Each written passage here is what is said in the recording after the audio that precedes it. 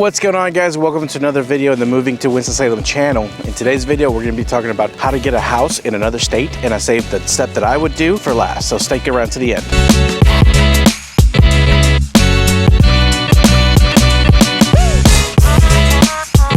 Ramon Lomeli. I'm a realtor and the team leader of the Smart Move Group brokered by eXp Realty here in Salem and surrounding areas. So I wanted to make this video because I do get a lot of questions from the people watching these videos, saying they'd love to move to the Winston-Salem area. They just don't know exactly how to do it. So we're going to get into just that. So in preparation for this video, I did a lot of research and I called some longtime lender partners that I've been working with for years and figured out some ways, 5 different ways that you can actually buy a home in another state. Now, you don't only have to move to Winston-Salem. So if you're thinking about moving somewhere else, these tactics should still work. So the first tactic, it's pretty obvious. It's going to be buying in cash. So the beautiful thing about buying in cash is going to be that you don't have to worry about lender requirements, paycheck stubs, any tax documents, anything like that. If you have the cash to be able to buy a house in another state, you can do it pretty easily. So that's number one. In fact, about a third of the people I help out from the channel end up being cash buyers. Now, if you're selling your current home in order to buy somewhere else in cash, that could work too. We would just need to do a contingent contract based on what you'd be making. You could buy a property with that amount of cash. This is also considered cash as well. In fact, I have a lot of buyers that have a home currently under contract that will reach out to me, and for their proof of funds, will use the contract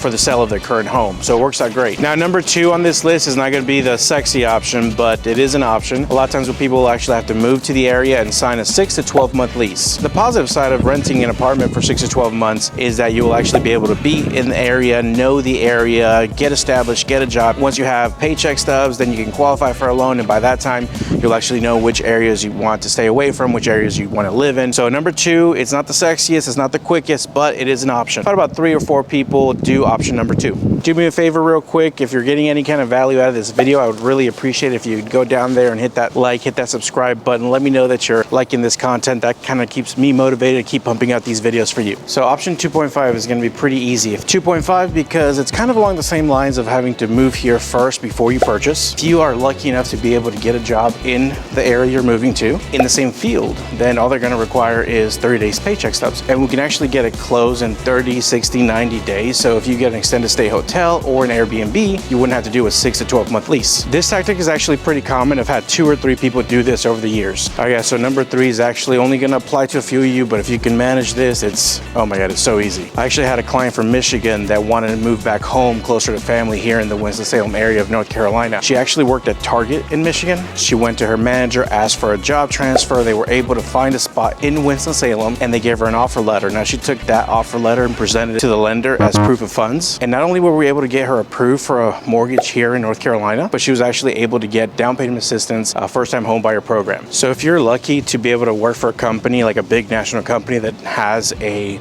store or a place here in the Winston-Salem area or the area you're planning on moving to, if a transfer is available, it could make things really easy for you. All right, guys, so number 4 is going to be investment loans. Now, I've never actually had someone do an investment loan, although it is a real viable option. Let me explain. Now, the purpose of an investment loan is going to be either to rent the property or flip it. This is a great option, especially for here in North Carolina, because if you look online almost anywhere, most websites will tell you that Winston-Salem and North Carolina are amazing places to invest.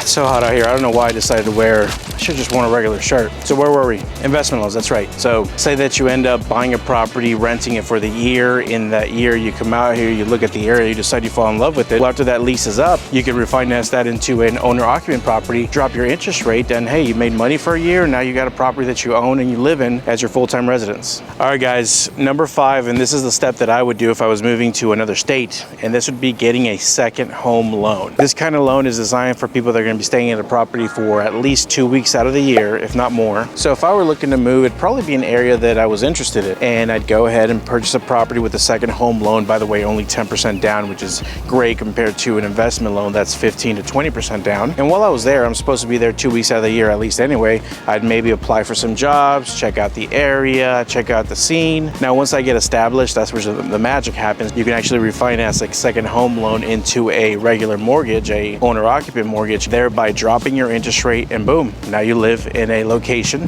that you wanted to move to, and you use a second home loan to get there. Now, all of these loans do have other requirements. I'm not a lender, so I don't know the ins and outs of every single one, but I've seen people be successful in their goals with using these kinds of loans. So just to recap, we have buying in cash, then we have moving here, renting 6 to 12 months. Then we have that 2.5, which is essentially finding a job here in the same field that you currently have, which would only require 30 days paycheck stubs in order to get qualified for a loan here. Number 3 was essentially a transfer. So if you happen to work at a company that also exists in North Carolina, if there's a position available, you can actually transfer, and that would make financing really simple. Then you have number 4, which is going to be an investment loan, 15 to 20% down. Now you have my personal favorite. Come on, bird.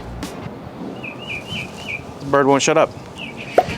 Then you have number 5, which is my personal favorite. With a second home loan, you do have to plan to be there for at least 14 days out of the year. However, once you've satisfied that requirement, if you so choose to decide to move to that area, well, then you refinance into a owner-occupant, drop your interest rate, sell the other house if you have another house, and boom, you're good to go. That's gonna be it for today's video, guys. Don't forget, go down there, like, comment, subscribe. Let me know what you wanna see in the next video, and I'll see you guys in the next one.